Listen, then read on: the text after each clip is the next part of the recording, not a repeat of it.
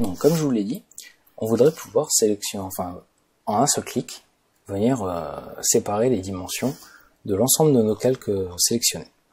Donc déjà, ce qu'il va falloir qu'on sache, c'est combien de calques sont sélectionnés, parce que du coup, on va devoir créer une boucle qui va venir le faire sur l'ensemble des calques.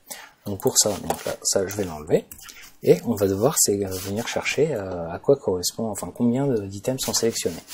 Donc, je vais faire un alerte pour voir ce que je fais, et je vais venir regarder. Je vais venir taper app.project.activeItem, comme tout à l'heure, item.selected layers,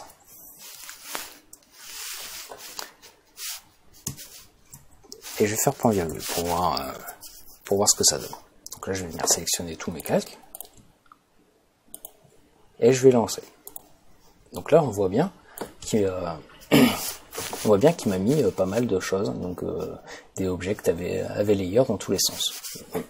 C'est intéressant, sauf que ça ne nous aide pas énormément, parce que du coup c'est pas ce qui m'intéresse. Moi, ce qui m'intéresserait, c'est de savoir, par exemple, là, on va pouvoir tester pas mal de choses. Moi, ce que j'aimerais, c'est de savoir combien il y en a, et pas avoir tous ces noms. N'empêche, bon, si vous voulez quelque chose quand même qui soit plus propre, et vous en aurez besoin pour la suite, par exemple, enfin, plus tard, quand on fera d'autres développements un peu plus poussés, vous pouvez très bien faire name. Name ici, si jamais vous faites name. Hop là. Là, il me dit que dalle. Hop là, ce qui est pas logique, mais hop là.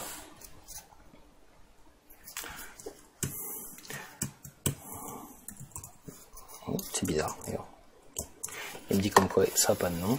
Donc après, par contre, si du coup, comme tout à l'heure je vous avais montré, hein, si jamais on lui donne une valeur, si par exemple je lui fais R comme ça, là il me donne bien le nom. Donc en fait, il faut lui donner un paramètre ici. Mais là, moi, ce qui m'intéresse, c'est de savoir la longueur, le nombre qu'il y en a. Donc là, je vais taper length, comme tout à l'heure, je vous l'avais montré. Voilà. Et là, si je fais commande R, voilà. Là, on voit bien qu'on a 11 calques sélectionnés. Donc c'est intéressant cette valeur. Pourquoi? Parce que je vais pouvoir m'en servir dans ma boucle. Donc du coup, je vais supprimer mon alerte. Hop là. Je vais supprimer juste le alerte, pas la fonction. Hop là.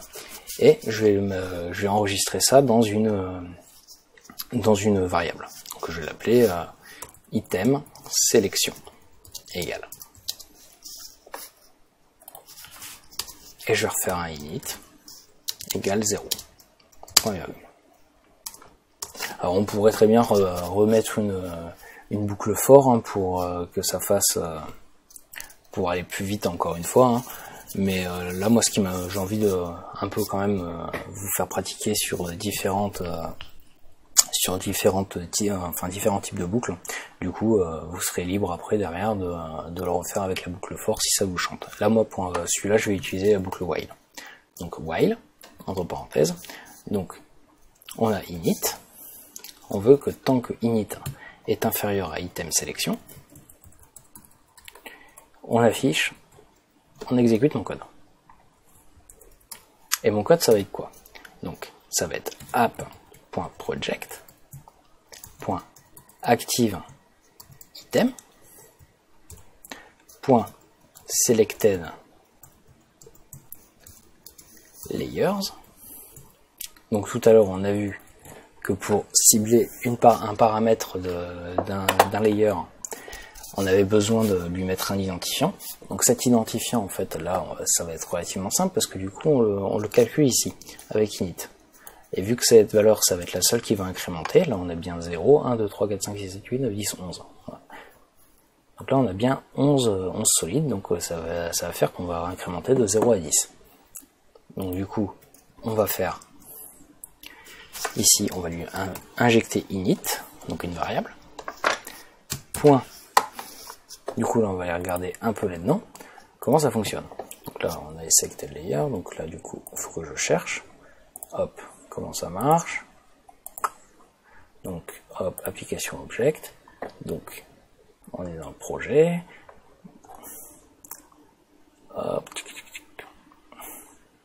donc on va faire un tour dans project, et je vais venir chercher, hop, donc on est sur ActiveItem, moi ce qui m'intéresse c'est pas ça, ça va être les selected layers.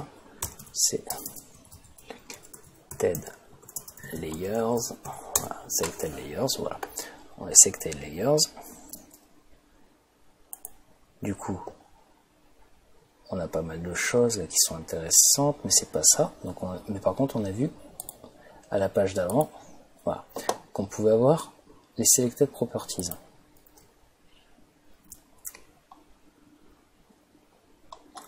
Hop là. Donc c'est pas ici. Précédent. Donc selected layers. Voilà, gna miscomposition, machin, blablabla. Mais il me donne pas d'informations sur ce que c'est. Donc moi je vais chercher du coup position pour regarder si j'ai pas d'autres informations plus pertinentes. Là on voit qu'on peut avoir plus c'était une valeur. Donc là il ne trouve rien. Ok.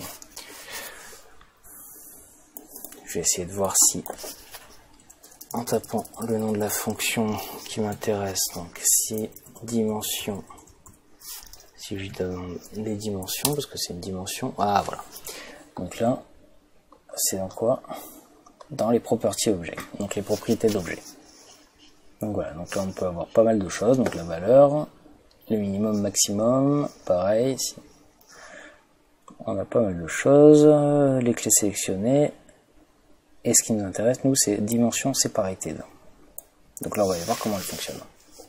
Donc voilà, app.project.item.layer.dimension separated. Ok.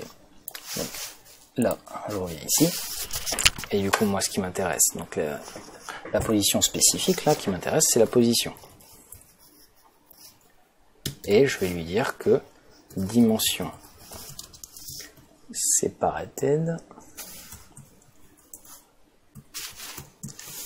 égale true, point virgule.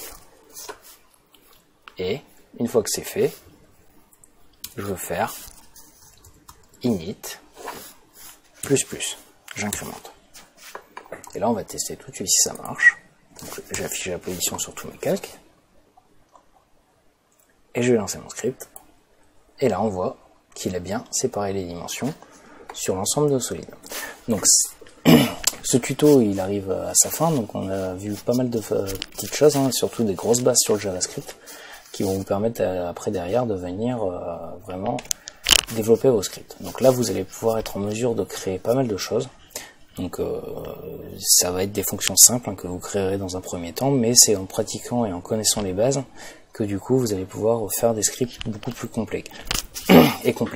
Donc j'en avais parlé dans un de mes anciens tutos sur l'optimisation de workflow, et par exemple vous allez pouvoir créer des scripts un peu dans ce style. Donc là, si je prends mon gen folder ici, donc là il me dit que il y a une nouvelle version qui est disponible. Là, ça c'est un exemple vraiment concret de ce que vous allez pouvoir réaliser en tant que script. Donc là, si je supprime tout ce que j'ai fait, là, si j'appuie sur Generate, il me crée automatiquement des dossiers, mes dossiers de ressources. On va pouvoir créer des dossiers sur le bureau, enregistrer des presets. Il y a pas mal de choses qui sont accessibles dans le script et qui vont vous permettre derrière de vraiment optimiser votre workflow. Donc j'espère que ce tuto il vous aura plu et que je vous aurai pas trop perdu. Donc si vous avez des questions, n'hésitez pas à me les poser, hein, j'y répondrai le plus vite possible et j'essaierai que ça soit du mieux possible. Et si vous avez aimé ce tuto, n'hésitez pas à me laisser un petit commentaire, ça fait toujours plaisir. À très bientôt pour la deuxième partie du développement de script sur After Effects.